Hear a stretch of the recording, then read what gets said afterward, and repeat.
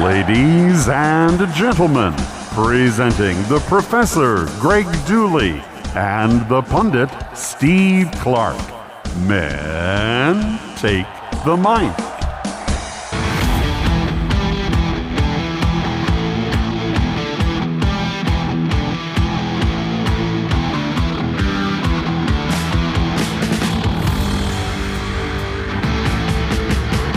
That's right, we are back. It's the Professor and the Pundit with Greg Dooley and Steve Clark. We're presented by Nick Hopwood, who's a certified financial planner, founder, and president of Peak Wealth Management.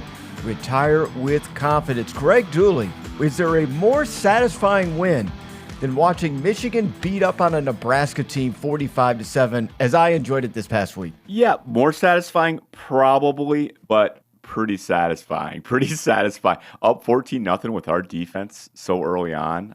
And by the way, can I slip in a little programming note for the podcast? Do we have time to do that? Absolutely. Okay, so some of you might have noticed that this showed up in your feeds on Tuesday. So what we're going to do during the season, especially when the content is more timely, like talking about a game or other things that happen in the college football world, we're going to post it as soon as we can. We, the royal we, and by we I mean Steve, does a little editing. You guys know we have drops and things like that. So once Steve's done and we got it packaged up, we'll get it out there. So you may see this earlier in the week other than the regular Wednesday drop we were doing all summer. So I just wanted to clarify that. No, that's cool. So without question to me, this was the best performance of the year by the Wolverines. No issues with going on the road for the first time this season. The offense, Greg, I thought they were in command from the very first series, highlighted by Roman Wilson's TD catch. That should be a nominee for Catch of the Year. That as a single moment, right? There's different ways to judge moments. Like the Desmond Howard catch was a fantastic catch, but it's also, the memory of that is also about the moment, right? That 4th and 1 and how important it was in 1991. This catch, though, as just a singular, like, athletic play, right? You can't say it's better than Charles Woodson one-handed interception. I mean, but it's in the list. It's impressive. So yeah. I've got a couple in mind. Go ahead. I was at a Michigan-Iowa game in 2001. I think I know where you're going with this. Yes. Michigan had the lead comfortably, and then they lost the lead, and then they needed to fight back and regain the lead. And they did that. And it was on a 3rd down play, and John Navarre threw in the end zone. And I've got a picture of it in my basement because it is one of my favorite catches. Plus, it's the Hawks. Yes, and it was done over an All-American. Bob Sanders played very long in the NFL. Marquise Walker was basically flat on his back, but elevated 4 feet in the air. And he had to reach behind him and stretch out his arm as far as he could. And he one-hand grabbed the ball, full extension on a ball that was behind him, elevated parallel with the ground, snagging it, grabbing it, curling, and falling in the end zone. It was the most impressive thing that I had ever seen to that point. I remember being in that end zone, and I just jumped up, and I just went, man. And everybody else was as quiet as could be. Because it was that Kinnick. And I just... Wow. Do you have one before I tell you? Yeah, Jordan Lewis's interception. If we're just saying athletic play against Wisconsin, he almost kind of mistimed it, but just made the most incredible play on that long interception. That comes to mind as well. And that was at a very critical point in the game. It was a low-scoring game, and Wisconsin was desperate to try to take the lead. And if it was caught by the Wisconsin player, that might have been taken to the house. Yes. And Wisconsin would have won the game. So that play happened like in the final minute or 2 minutes of that game. Michigan ended up sealing it. I like what you said about the jump out of these are all jump out of your seat if you're not already out of your seat kind of moments. Right. That I'm thinking of. How about you? Anything else? So, yeah, I don't remember the specifics of it. I just remember people talking about a Jason Avant catch that was a one-handed grab and behind his body. That was very good. But the other one that I remember seeing on television was the 2007 Michigan team in Lloyd Carr's final game. And I think it was Adrian Arrington who did it, but it was against the Florida Gators. And that was an offensive explosion by both teams, if you remember. And in this one play, there was a throw down deep towards the sideline, and the ball was a little bit off. If you can imagine, both players are kind of going up for it, facing the ball. And the Florida players got inside position, and the Michigan player can't jump in front of the Florida player. So he wraps his hand around and up from the Florida guy trying to catch the ball, catches it with the one hand, and kind of brings it back around the Florida player's body and catches it and goes down. That is one of the more impressive catches that I've ever seen. It looked like Blake Corum looked like last year's Blake, which I've been kind of waiting for. The guy who gets a few extra yards after that initial contact. That was sweet. And JJ on the road made some incredible throws, including that one rolling out across his body into the end zone. Fantastic. Looked like the Bowling Green interception all over again, except it was completed for a touchdown pass. There you go. You remember that. I do. So Roman Wilson tied for the nation's lead in receiving touchdowns with 8. Blake Corum tying for the nation's lead in rushing touchdowns with 9. And Nebraska, well, they were the nation's leader in defense against the rush, yielding only 185 yards for the season. But in just one game, the Wolverines got 249 yards from 9 different rushers. There were explosion plays that worked this time, Greg, that turned into touchdowns from JJ and from Khalil Mullings. Loved it. It was great. I was nervous despite Steve. And I think you're a very realistic fan. You know that weird things can happen on the road, right? A bad bounce here, a turnover there. But you kind of like said, no. I think you were like very confident about this game. I wasn't. I was worried. I still have in the back of my head those struggles in our first road game that go back to the Carr era where it's just different. These are young men. They're traveling quite a distance, staying in a strange place. But got it done, man. Just got it done. Yeah, usually you would see this in pre-snap penalties. But again, that first-team defense right now, Greg, this team could really have had 3 shutouts if they wanted it, if it weren't for late scoring on the second-team defense. Kenneth Grant made a great interception in the first quarter on Nebraska's second play of the game. And how about this for a run combo that Heinrich Harburg and Anthony Grant had going on for Nebraska? They combined for 14 yards against Michigan on Saturday. Last week, they had 292. Nebraska was 6th in the nation in rushing going into this one, but finished with just 106 yards, and 75 of that was in garbage time, inflating that number. And it just kind of tells you that these statistics right now are a bunch of bull. Because despite the fact we're talking about it. Does not compute. Just the way it's being played right now, a lot of teams that are leading the nation, what conference are they playing? Are they playing in Conference USA, Sun Belt? How real is it? Michigan hasn't had a strong non-conference schedule.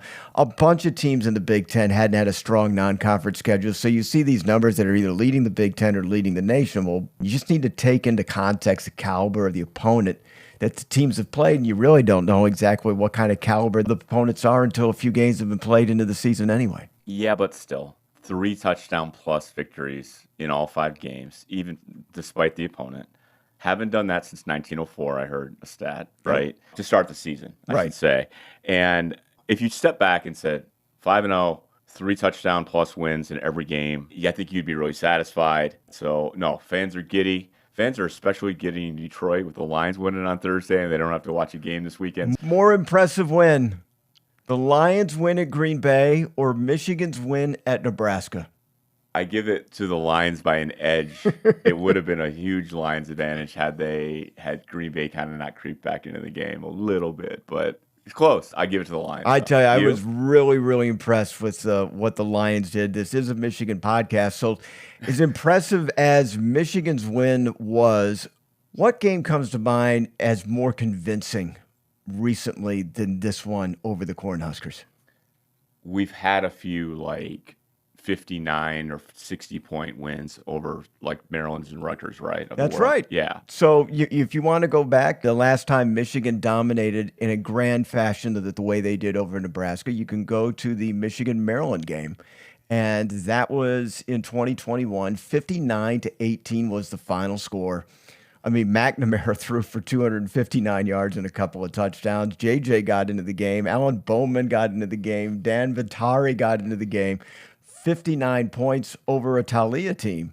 That was a very, very convincing win. And that was on the heels of what Michigan did the following week, beating Ohio State at home to win the Big Ten title. And we were talking earlier, there was that Wisconsin game in 2021 as well, right? Right. People forget that. Like, that was a big deal because we were losing a lot of games in those first road tests. And to beat Wisconsin there, it's almost like washed away in the sands of time. Yeah. But that was huge. Yeah, so that's another very convincing win, Greg. Michigan not winning on the road a whole lot, not winning against ranked teams. A lot of people didn't give Michigan a chance to beat Wisconsin, even though Wisconsin was down in 1-2 in the year at the time.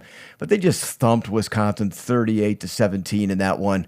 Graham Mertz got knocked out of the game. Cade McNamara probably had his best game to date going into the early, 2021 season. Their first road game, again, just like you said, Greg, first road game, you're not expecting a whole lot, maybe a lot of mistakes, maybe even a loss. Michigan just showed who was boss in that game. To me, I think the most convincing win, home or away, of recent is Michigan beating Penn State. Yeah. 41-17 just this past year, where Michigan had 418 yards rushing and just ran wherever they wanted to. Every which way a butt can be kicked. Yeah. I believe was the quote. Yeah, Donovan was 173, Blake Corum was 166 as I look at it. One had a long as 61, the other had a long as 67. So those are the games that came to mind, but that was a very, very satisfying win. I'm not a big fan of Nebraska, probably over the 1997 thing and everything else I can't let go. 25 years later, it was a curb stomping in Memorial Stadium. Yeah, it's very satisfying. Still brings up some questions about next week being a night game, but we'll get to Minnesota here in a little bit. Key moments in the game for you? The Mullings touchdown for sure. How long was that TD, Steve? That was like 20 or a little bit more. The interception was fantastic, and a couple of those stops early on were a big deal to me. That was like, okay, we got him. I mean, that's what I felt. I thought Nebraska had an above-average defense against the run and the pass. The offense for Nebraska is reinventing itself after finding out their third quarterback is their best quarterback. 2 running backs were out. The offensive line hasn't improved a whole lot from being bad last year, but the difference was how Michigan thoroughly dominated them. It was very convincing, is what you'd expect, and Michigan just set the tone with Roman Wilson's touchdown grab. Yeah. Pinning the football behind the guy's helmet, and the guy looks like he's a foot taller than Roman Wilson. And it looked like he braced it initially literally on the guy's back, rolled it up a little bit, had it. Incredible. Yeah. I mean, incredible. And then on defense, stopping Nebraska on 4th and 1 inside the Michigan red zone. Again, I think just took all the air out of those red Nebraska balloons that they like to release when they make their first score. They do. That's right. I've been there. I told you, I think I mentioned that in the podcast. It's a really cool atmosphere. I wonder how many grizzly, grumpy Nebraska fans are looking at Michigan and going, that's what we want to be. Kind of like their coach said right before the game. That's the measuring stick. So it's year one. That's what we want to be. Matt Rule, the opposite of Scott Frost, leading UCF, got trounced by how many ever points it was. Scott Frost says, we out-hit Michigan today. And Matt Rule comes in before the game and basically says, I worked Jim Harbaugh's satellite camps. I learned a lot. I took notes. I'm doing things that Jim Harbaugh does. I don't necessarily personally like calling recruits at 1201, but I'm doing it. And it's that physical style brand. That's what he appreciates. He didn't say he wants Nebraska to be Ohio State, a finesse team. He wants Michigan to be a physical team. And that's what he's going for. Obviously, they're a long way off. But, Matt Rule has turned around programs at Temple and at Baylor. So it might take a couple of years, but maybe they can be somewhat of a threat. But once again, because of 97, because of Scott Frost, we don't feel that bad for him. No, I have never wiped a tear for anything that Nebraska's going through. In fact, most of the time I've enjoyed it. Yeah, right, man. So I was at a wedding. How many of us have been through this, right? Steve was looking at me in disgust, like, who's having a wedding during the football season? You're talking to a guy who got married during football season, but he got married on a Friday night, not a Saturday. Okay, but they have games on Friday now, so is that? But not back in 2002. Right. Well, this guy, by the way, happy anniversary to Mrs. Professor. You got married on a fall football Saturday? We sure did, because that's what she wanted. And thanks a lot, by the way. It was supposed to be a bye week, I believe. Thanks a lot, terrorists, for 2011, because that shifted the football season to have a game, an Illinois game, fall right on our particular day. Beautiful. So there you go. So I was at a family wedding. No, I did not even say, honey, do I need to go to this one? I put my suit on, Steve, like a champ, and I went. And the wedding was actually before the game, so I actually got to listen to the countdown to kickoff on the way to the wedding. Had the service. There was a few-hour break between the wedding and the reception, which was just down the road, and we all settled in a bar. I arrived there. They had ESPN on the TV. That's nice. I politely ask the barmaiden would you politely put the television set on Fox, please? And mass confusion ensued. You know how they have all those different remotes? I'd like to see the real video where it comes out. I'm Professor Dooley, darn it. Switch that station. Stone-faced, staring at the woman, this poor woman. She's pressing the remote. Nothing is happening. I don't think this is working. I don't think this is the right one. There's like 7 remotes up there. What was this, her first day or something? She said, I haven't worked here very long. Let me get Doris. Doris comes over. I made that up. Let me get Flo. Lunch Lady Doris. Flo comes over. She goes, that's not the right remote. Here it is. And of course, it's DirecTV, which only has 20 million channels. So she fumbles around on it. And she goes, do you want to do it? And she handed it to me, and I solved the problem. Of course, Steve. Did Roman Wilson's catch happen during this time when we were having these remote issues? Of course it did. So my phone's blowing up all this time. Did you see that catch? No, I didn't. And by the way, the other bartender's asking me what I want to drink, and I can't even think about it. I'm just trying not to be I just need to get these screens working for the hundreds of people that are inside this bar. See, the thing is, the whole wedding party is spilling in. No one cares. Like, there's a great book by Nick Hornby called Fever Pitch, and they made the movie of it with Ben Affleck about the Red Sox. The book is really about an English soccer team, Arsenal, okay, and his fandom. But one of the points he makes is, he goes, listen, I have this deep fandom. He goes, if you invited me to a party and I was in a wheelchair, you would make accommodations for me, right? You would, if you was on the second floor of a building, you would help me get up to the building because of my handicap. Well, this is my handicap. This is my love of Arsenal, my love of fandom. So why wouldn't you accommodate you with the schedule, with television sets? You should accommodate my handicap. Guilty, right? This is my, I get, but it's real. It's meaningful. I can't function without watching Arsenal, Michigan football. I just read that. I love that book because it had so many parallels. But listen, we need the game on. Okay. So anyway, we got through it. And by the way, nothing better than a comfortable win like this was if you're at a wedding or a reception or whatever, because it was more just folly. Exactly. Yeah. It was okay to turn away. Oh, Tuttle's in. Yeah. If it was a close game, it might have been a little bit different. I went to a wedding during an NFL exhibition season in Milwaukee. So you know how NFL exhibitions work. The starters play a series. It made its way to the Reverend's speech about the wedding. Couldn't believe that being recorded as part of the wedding ceremony, his thoughts on the Packers. And then during the reception, in came the TVs on the AV carts. In the middle of the reception, there was 2 of them, one for each side of the room, turned on the Packers game in the middle of the reception. And most of the people left after halftime. Why? So they could see the second half of the Packers exhibition football game. So obviously there's a religious meaning behind most ceremonies like that, like weddings. But this is something we talk about in the history of college athletics, that these structures, these games, the stadium itself is very, very closely tied to a religious experience for people. That's why you go there on a Saturday and you see wedding parties taking photos outside the stadium gates. That's why people sneak in and spread their ashes of their loved ones, like we talked about. So do we have advice for people like us who have to go to these things? Like, what do we do? Just don't go. Don't go. Don't be a jerk, though, because no one, I know.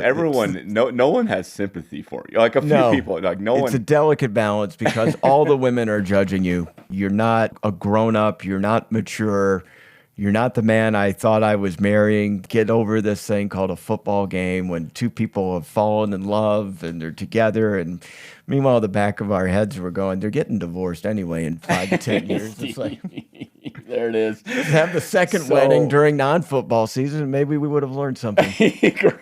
Great point. Hey, and also, I didn't even go to, but I have a podcast I need to watch. No wait, Steve. No, nothing. That won't get us anywhere. But anyway, beautiful day, beautiful wedding. Anything else from the game? I saw that touchdown celebrations where they're gesturing like they're eating corn on the cob. But yes. But get this, I forgot about it, and I thought JJ was wiping tears. It's like really not a good representation of eating corn on the cob, which you do like at your chin level and kind of eat, you know what I mean? It's not up near your eyes. And by the way, your hands aren't rotating, They do when I eat corn on the cob. Like this? They rotate, yes. Okay, like my hands rotate. They when I eat corn on the rotate cob. together, though. It felt like they were doing one hand. They were alternating. So maybe it was a 2 on execution. And I think later Blake Corum was like pouring out like grain alcohol or something. I don't know what he looked like he was pouring drinks. I don't know. Let's work on it, guys. We got the Gophers coming up, so we got to work on that. Steve, we both are fans of the show The Final Drive, which is the hour-long show on BTN where they do the highlights from each Big Ten game, they do the analysis, and then, of course, their last segment is called The Final Drive. The Final Drive on The Final Drive. Right. Now, there is a particular aspect that you pointed out that we both love, that one thing they do. Do you want to explain? Because it's your take. Well, so it's the Big Ten Network, and when you're analyzing each of the teams and how they're doing, there are good teams and there are bad teams. And you can sound like you're just being a hater on a team that consistently performs bad. But the Big Ten guys have a knack of putting a positive spin on just about anything negative. For example, when Iowa has 76 yards of total offense and more fumbles than first downs, and a greater play discrepancy between Penn State's and Iowa's in all of FBS football in the first 6 years, that's my spin, and that's how I say it. And that this is just absolutely the worst offense that you could ever imagine on the face of the earth. The Big Ten Network, not to alienate its Iowa Hawkeye audience, has to find something. They tell the truth, but they put a little butter Do you and remember sugar what they on it. said? They say like, their defense was stalwart in a tough place. That's Something one. like that. That's one of the things that you can do. The defense wore down in this one. It was a tough day for McNamara and company. And it says, that's just some film you just want to put in the trash can and throw out and move on to the next one because Penn State was really awesome, but they'll get back to work. They're a tough team. That kind of thing. And that's what they have to do for teams like Rutgers and Northwestern, that each and every single week just look really, really bad. So the reason we bring this up is Jay Lehman, one of the studio co-hosts there, he did all of the little narratives. And if we have time, we can play this clip. Nebraska not really competitive on Saturday. They were outmanned a little bit, but they still held true to their identity. They tried to run the football. They got behind a little bit. This team's best days are ahead of them. They got to keep the standard at Nebraska, keep it rolling. Still haven't beaten a ranked team since 2016. That is a perfect example of just a little bit, like kind of caging, like they got down a little bit. Hey, Jay, they got down a lot, okay? They got overwhelmed, but just the little cliches he throws in there and the stick-to-itiveness and stick to the plan and, It would be like uplifting. Let's just say Michigan State's players, all 100 of them quit from Michigan State. And here's the analysis from the Big Ten. You got to like how the players stick together. Right.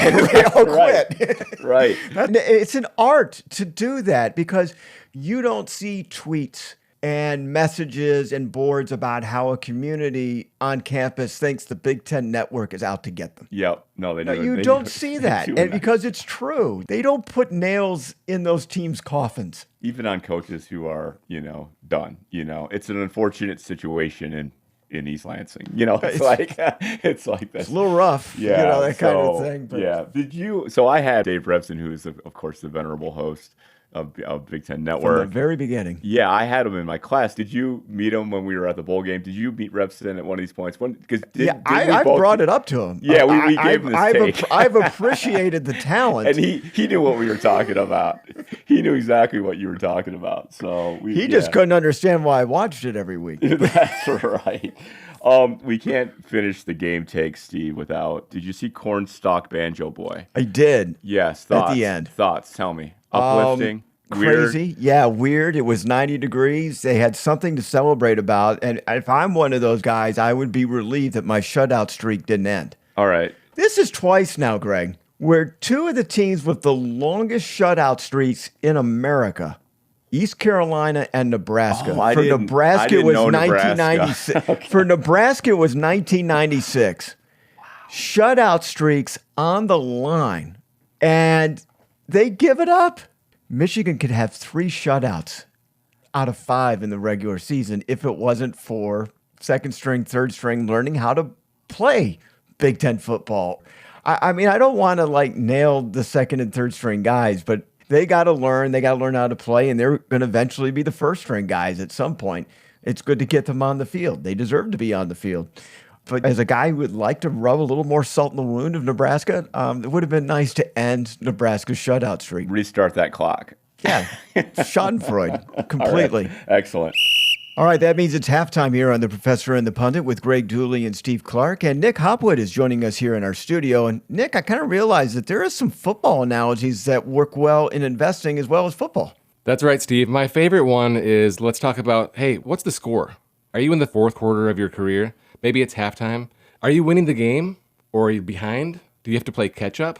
What's the situation? And if you don't understand what the score is, you don't know what you got to do. But what Peak does is you help people understand realistically where they are on the field. What is the score of investing, of money management? And you help them and help them adjust. If you're behind, we know that we need to save more or we need to work longer.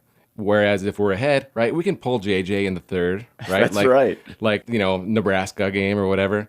If you are ahead, right, maybe you're looking at an early retirement. Or maybe you don't need to save as much for retirement. You can live a little more now. So going with that, what are strategies if someone's behind? Other than call you and talk to you and say, hey, Nick, I need some help. What are some strategies that you advise people if they're behind? Yeah, and if you're working on your own, it doesn't hurt to have a second opinion, right? We're big on second opinions, making sure that what you're doing is working. The first thing is, right, how much time do we have left? What do you have saved or invested so far? What do your liabilities look like? And do you have capacity to save more, right? Those are the things that we're looking at. And we are in the fourth quarter of 2023, so if you want to get a hold of Nick and ask him any questions, or you just want to ask for a couple of ideas, go to peakwm.com. That's peakwm.com. All right, Steve, we got to get into the Big Ten. You want to take us a little run through? What did you see out there for this week? There isn't a whole lot of interest that went on this particular week, but I did come to learn that Michigan's toughest 3 games on the schedule will be the final 3 weeks of the season for them. At Penn State, at Maryland, home to Ohio State. That is going to be rough. In the meantime, I think Michigan's kind of going to be coasting their way through the rest of the schedule when it goes to at Minnesota, Indiana, Michigan State, and Purdue. We do have to talk about Mel Tucker officially being fired for what's that Beulah ball breaker? Moral turpitude? I'll have you fired for moral turpitude. Greg, the transfer portal is officially wide open for the next 4 weeks. This is one of those things, Greg, we've kind of talked about off the air a bit. This can happen to anybody. If a coach puts you in a scandal, the way the rules are set up now, you can just go off and leave, and you could really devastate an entire program within a few weeks. And Michigan State's going to be a litmus test for that. It is. And again, it's not just the starters. It's not just the guys who are on the brink of earning their eligibility. It's the guys behind them that would have to take their place who are expecting a red shirt or weren't ready, aren't physically ready, right? It is this new era. Came up a little bit in our conversations this week in my class. Harbaugh's a big supporter of the transfer portal and the right for players to do this. Generally speaking, I agree, but there is a bad outcome. Things like this that could devastate a team. Is that really what it was intended to be? And the other side of it is all of those young men and women, by the way, who go into the transfer portal and never land anywhere. And now they're not in school anymore, and they were the stars of their hometown. And what are you doing back home? Was in the portal, didn't work out, trying to get back in, and are just lost. Most of the players, whether it be football or basketball, who enter the transfer portal, don't find a new home. One of the reasons why we're talking about why there could be a mass exodus at Michigan State right now, as opposed to just playing it out through the end of the year, if you have not already redshirted, or you have gotten your undergrad degree already, if you play 4 games, it doesn't count. You do not lose a year for playing 4 games. Play a 5th game, then you have basically lost a year without a waiver. People are looking at which Michigan State players haven't burned their red shirt, which Michigan State players have already got their undergrad degree.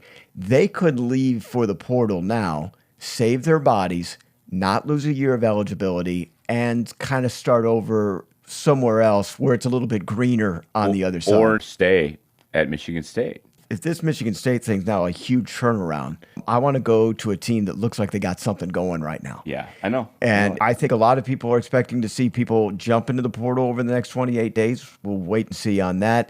The other thing that I think is very important for people to realize as people snicker at Michigan State is this can happen to anywhere in college football. Yeah, coach goes through a scandal, is let go. There's chaos going on. You have limited years of eligibility. You're starting to think, where can I go that's a little bit more stable?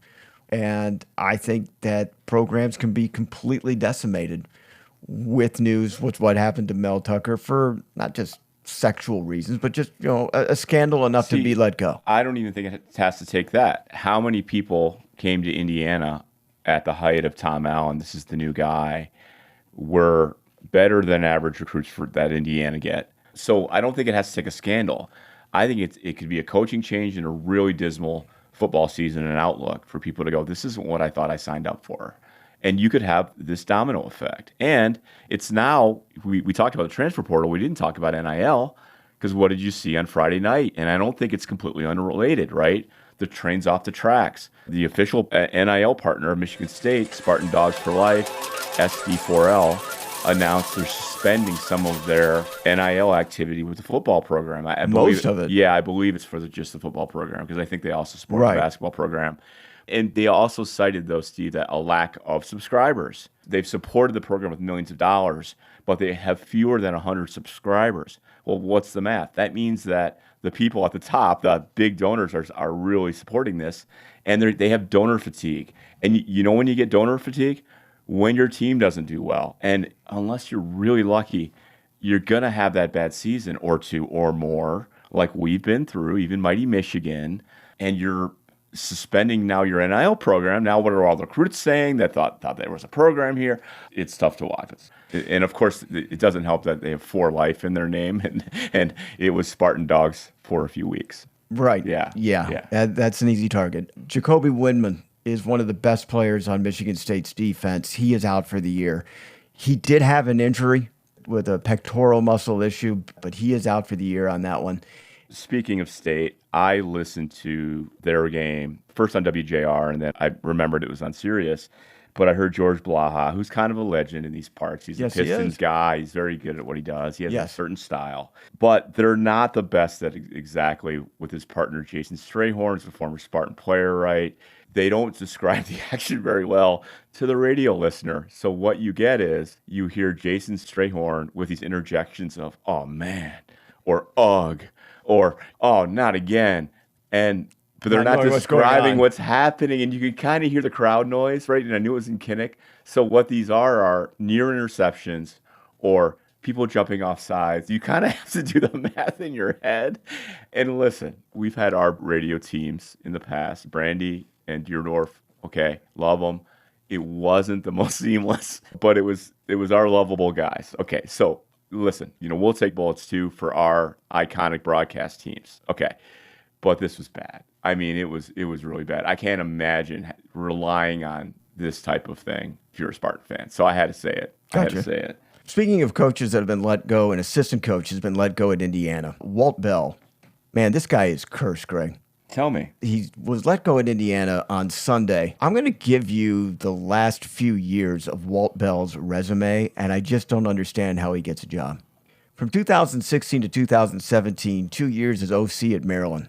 In both those years, the Terps had 4 quarterbacks leading their team in passing in games those 2 years. In 2018, he went to Florida State, where the Seminoles missed a bowl game for the first time in 42 years. The team scored 10 points combined against Virginia Tech and Syracuse. 5 times they scored 14 points or less. In 2019, he takes his first head coaching job at UMass. Do I really need to go what happened at UMass between 2019 and 2021? No, he was fired. Don Brown took over there. In 2022, as IU's OC, like Maryland, Walt Bell went through 4 quarterbacks for the Hoosiers last year, and this year the Indiana quarterbacks are abysmal. The IU's offense is abysmal, and Walt Bell has lost his job. So what do you think it is? I think he's cursed. Okay. Walt Bell, I just don't know how he gets a job anymore. No, wherever he goes, bad things happen historically to the programs that they're at. And so some of it you could say it's really not his fault when every single quarterback on his depth chart goes down to an injury. But it also seems like when his teams are healthy, those teams can't score. It's just amazing. I think if Walt Bell ever gets hired anywhere else, I think people are on the lookout to say, watch out, this might be the end of our program. So what does this say about Tom Allen? Because usually that's a sign where, okay, that was the problem, right? They're looking for a scapegoat in Indiana, and things are bad right now. Something had to happen, I guess, at Indiana, but at the same time, Tom Allen's contract buyout is just way too much. I believe it is $20 million this year. Indiana can't afford that. No. I think it goes down to $8 million at the end of the 2024 season, which, by the way, is a lot. So there's going to be another year and a half of Tom Allen likely patrolling the sidelines, hoping things get better. And we talk about the NIL and the programs and how people easily can leave. I just don't see how Indiana's building a program knowing that this guy is kind of a dead man walking head coach, and anybody who is good at Indiana can walk away and go to somewhere else.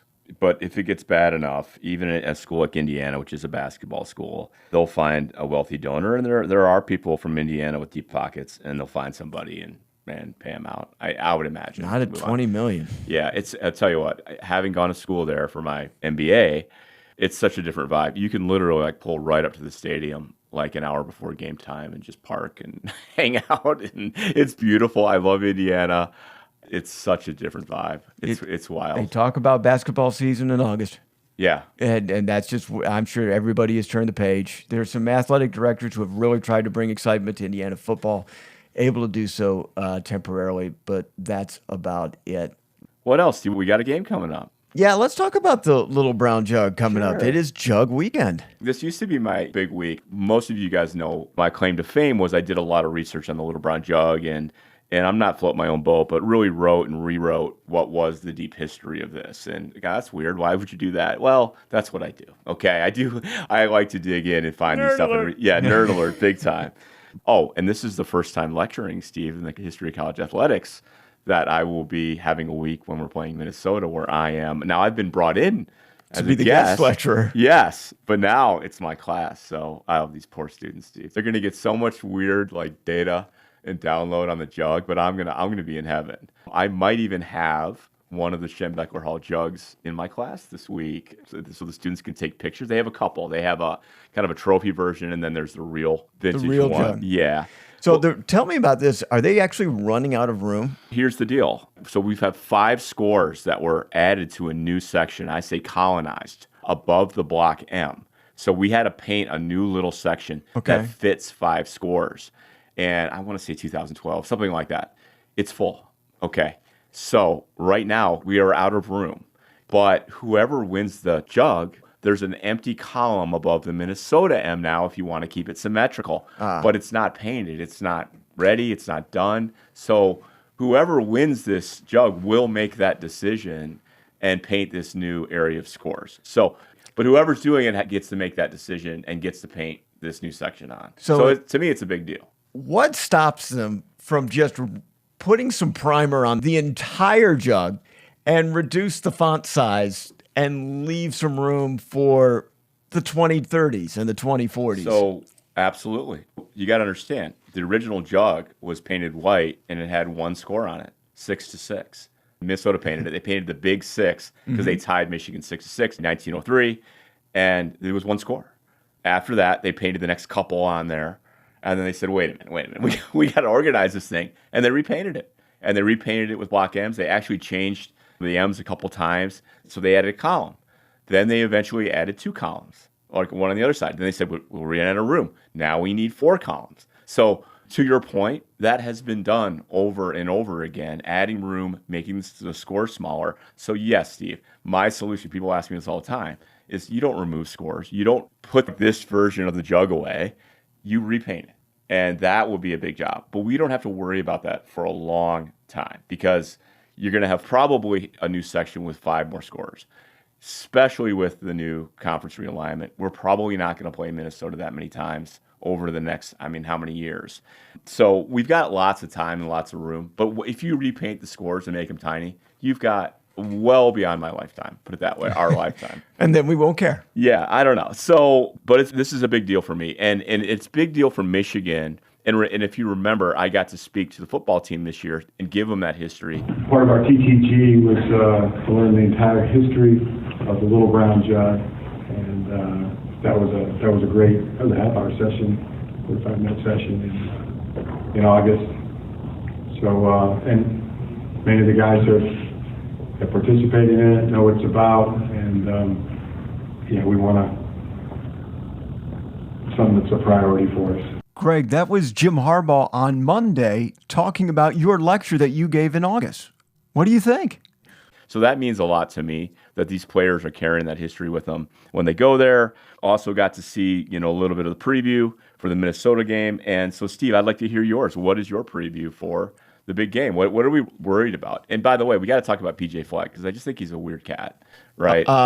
Very weird guy. Yeah. If you read about what he demands to, when he walks into a room, to be cheered for, and he'll walk out if it isn't loud enough. He's the one who leads the team on the field like James Franklin, crossed arms, to make sure he's in the front row and gives everybody the deal. It's PJ Fleck who runs out of the tunnel first, and the team follows behind him, and it is a little just too much self. Yeah. He sprints from one side of the field to the other when it's a change for the quarter. He got a 15-yard penalty because he was running out in the middle of the field so they could be in the center of attention, talking to an official or getting a water bottle for somebody. Yeah. So they say don't speak in journalism about someone if you wouldn't say it to them. Like that's like one of the rules. I know. So I wouldn't say this to him. Okay. So I would not say this to him. But you wonder when the door closes, is this like a jerk? Is this guy mean to waiters and waitresses? I feel a lot of phoniness going on where, okay, I think I know who James Franklin is. I know who Jim Harbaugh, like that's who they are. Okay. D'Antonio, by the way, who I've met in other situations, it's D'Antonio. That's kind of him. I'm not sure we know exactly behind the scenes what kind of guy, because he does put on this persona. Yeah, this persona, and he has these sayings, and I don't know. Something about the dude. I would say that by now he would be exposed if he's completely a different personality. When the stress comes through, when there's a losing situation, wherever it gets the best of you, then your personalities come out. You're right. But it's probably harsh. I just think he's very much into self-promotion. Okay. And he's very, very comfortable with being the man. Okay, maybe that's it. Maybe my spidey senses on him being a phony, but maybe that's not at what all. he is. He's actually that guy. Okay, which isn't really look. There's plenty of things you could look at Harbaugh, the way he acts and says things that I think a lot of people would have a tough time with. But I think he's a good neighbor. Like actually, we know when we're not watching, Harbaugh stops his car and helps clear the tree in the road. Like that really happened. Okay, he is that guy. I think he's that guy. I don't know, man. So anyway, but we got to beat him. He's an unusual cat. Here's one thing though about this game that I'm a little worried about is our bad game that we've had was the night game. And this game is at night, correct, Steve? And I hate to say it because the big games we're going to play, if we keep continuing where we want to be, are going to be at night. Did the night game atmosphere have something to do with JJ's bizarrely bad performance a couple weeks ago? Right, that's the only thing that's on my mind. But tell me about Minnesota. Like, what do I worry about? Yeah, so they're 3-2 on the year. Their best win was against Nebraska in the opener. Scored 10 of the 13 points in the final 2.5 minutes in the game. Took a loss and made it a win. Their worst loss a couple weeks ago to Northwestern, where they blew a 21-point fourth quarter lead and then had a huge missed assignment in overtime that cost them the game. So they're led by quarterback Ethan Callie McManus, and again is another poor quarterback in a litany of poor quarterbacks in the Big Ten. I don't think he's as good as Gavin Wimsatt from Rutgers. I think he may be marginally better or marginally worse than Heinrich Harburg out of Nebraska. He can occasionally show some flash. He continuously throws underneath passes, doesn't go deep very often, and he throws short of the sticks on third down. JJ's efficiency rating at Michigan is 190 this year. Callie McManus is 11th at 117. That's the discrepancy. I think their best player on offense is a freshman running back named Darius Taylor, who didn't play last week, by the way, against Louisiana. Why not? Had an injury. Okay. I'm going to speculate that he will be back, but by the time this airs, he may be ruled out. I don't know. But he came into the weekend as the nation's third leading rusher. And 2 games ago, Michigan's defense held the Big Ten's leading rusher, Kyle Monangai. It wasn't Darius Taylor at the time, but Rutgers' Kyle Monangai, to just 27 yards. And that's how Taylor is now the number one rushing leader in the conference. And still is, by the way, despite not playing last week. He averages 133 yards per game, the only Big Ten player to average more than 100. So that kind of tells you that he is like their best player. The receivers, Daniel Jackson and Corey Crooms, they're pretty good. Now, the defense under Joe Rossi had a great game against Nebraska, but you saw how challenged Nebraska's offense is as the season went along. They're giving up a lot of yards right now. They gave up a lot of yards at North Carolina. Drake May, 400 yards plus of passing. Then there was the Northwestern collapse where they made Ben Bryant look like an all Big Ten first-team quarterback in their 21-point fourth quarter collapse.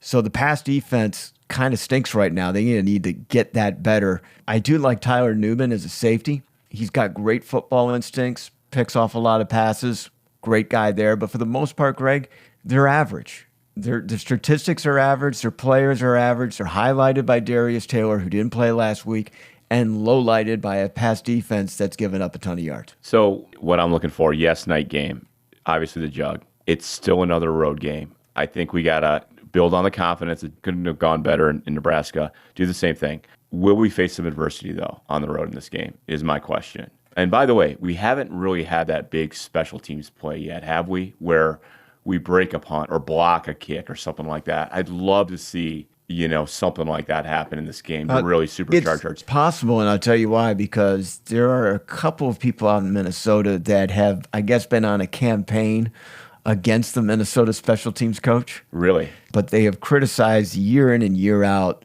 lack of special teams at Minnesota. So can we do a prop bet or say, let's just say we pooled our money. Can we bet on Michigan getting a block punt? Do they have those prop bets? I don't know. We'll have to ask Brad, our man, big Brad Feinberg. Yeah, we'll have to get him in here. So it will be up to Michigan whether they succumb to the atmosphere, the night, or whatever. Against Bowling Green, it was a pure lack of fundamentals that they strayed from that I think they got back for Nebraska, and they got back a little bit for Rutgers. Minnesota's a team that I think would lose to Rutgers. So yeah, and they barely beat Nebraska. So that's where they're at. We'll see. And by the way, just as we close here, you mentioned those last three critical games. Well, the likelihood is if we keep going here, one of those games will be for Michigan's 1,000th win. Well, Greg, it should be an exciting football game between Michigan and Minnesota. Hopefully, by the second half, we won't care as much like we did in the Michigan-Nebraska game. Now, are you going to be at a wedding, Steve? I am not going to be at a wedding. Neither will I, so I'll get to watch I will be at the Grand Traverse Resort with the guys at Sports Talk 1050 WTKA. That's our annual getaway weekend. We will be doing that. And I will have a greater preview on Minnesota at length on the Michigan Insider Wednesday mornings at 9 o'clock with Sam and Ira. Good. And you'll hear This Week in Michigan Football History on the pregame show. And guess what we're talking about this week? The Little Brown Jug. You got it, buddy. All right, man. All right. Professor and the Pundit, Greg Dooley and Steve Clark signing off, reminding everybody that Michigan is the Big Ten back-to-back football champions, looking to make it 3 in a row. Go Blue, Greg. Go Blue.